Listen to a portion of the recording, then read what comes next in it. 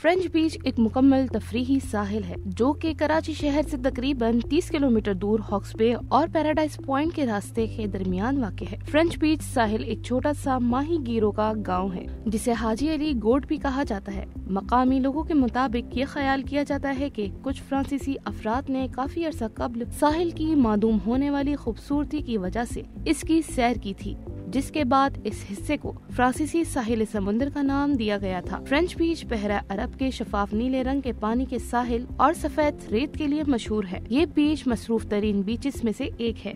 यहाँ पर सनबात और तैराकी के साथ पुरसुकून माहौल से लुत्फ अंदोज हुआ जा सकता है। यहाँ सुबह और शाम का दिलकश मंजर आपको महसूस करता है। इस बीच की एक खासियत ये भी है कि यहाँ आने वाले मछलियों का भी शिकार कर सकते हैं। इस बीच पर स्नैपर, ग्रुपर और बाराकोडा जैसी मछलियाँ भी पाई जाती हैं।